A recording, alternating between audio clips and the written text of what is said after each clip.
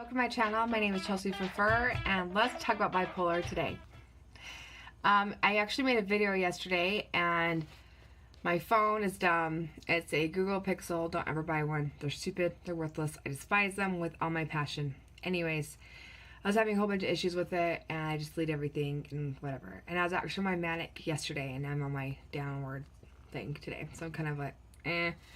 I'm actually in the middle of it, between my manic and my downward spiral, whatever shiznit it is. I am not on medication for my bipolar. I've tried mood stabilizers and nothing really, it's all just like a hair mag. It's all kind of like just, it doesn't do anything for me.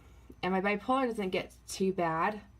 I'm usually pretty good at regulating it, and I'm usually really good at regulating it, and I know when it's happening, and I know what's going on, and I can kind of keep myself in a right state of mind, which I understand, like, some people aren't able to do that, so I'm really fortunate that I can do that. And the thing is I know, the only reason I've been able to actually do that is I've worked really hard on being honest with myself, being honest with others, and more over than anything, being honest with myself all the time when it comes to my behaviors, my actions, what I say, what I do, learning how I respond to situations, whether it's good, bad, ugly. I take responsibility for what I do. If I do something stupid, I take responsibility for it. If I do something good, I take responsibility for it. And with my bipolar, I did the same thing. If I'm acting like an idiot, it may take me a minute to come back and realize I'm being an idiot, but it will eventually happen. Then I take responsibility for it, and I don't blame it on the bipolar. Because it is a mental disorder that I have no control over, but I still have control over my reactions and how I clean up my mess. Does that make sense? To an extent. The thing is, I could see how that could be taken. I just had a thought in my mind. Well, that's what murderers say. It's how I clean up the mess afterwards. That's not what I'm saying. I'm just saying, it depends on how you want to handle the things. And more importantly, acknowledging in the middle of whatever bullcrap you're putting yourself through and other people through, acknowledging the fact that, okay, you're having a bipolar moment, you're having issues, you're really ramped up, you're having this, you're having this, and you're having this. Okay, you need to calm down. Go remove yourself from the situation, whatever's going on, and just go breathe. Go get some coffee or whatever. That's my advice for you guys today.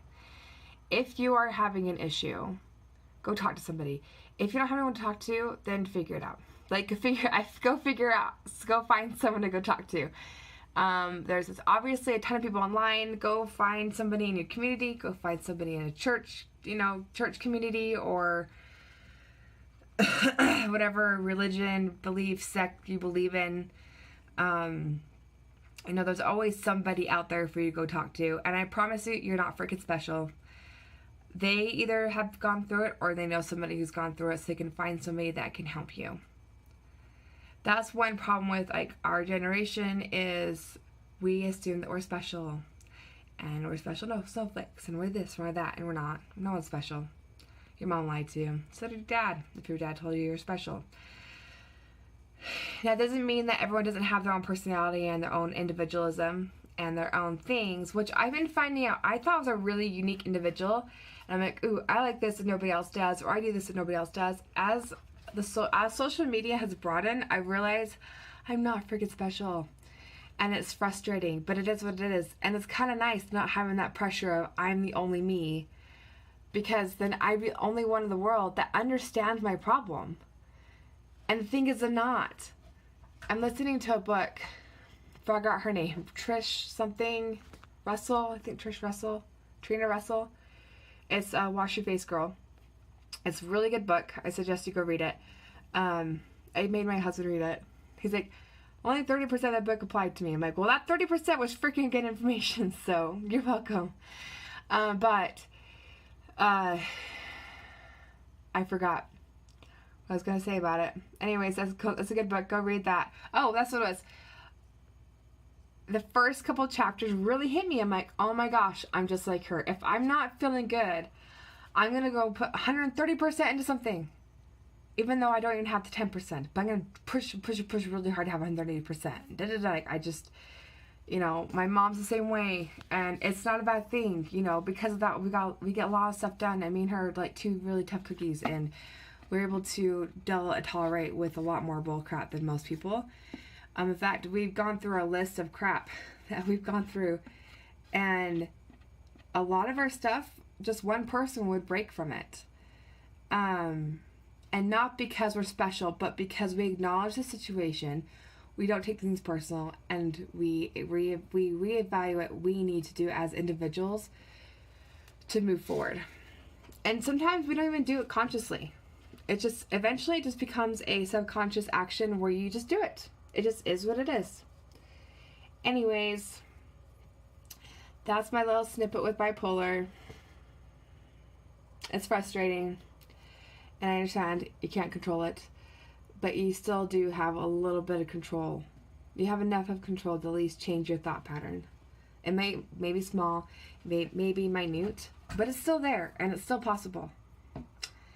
And I keep looking at my stains on my shirt from last night's dinner. But whatever. Don't even care. Anyways, have a great day, you guys. Bye. Don't forget to, what do they all say? Subscribe, like, share, whatever. Don't. Bye.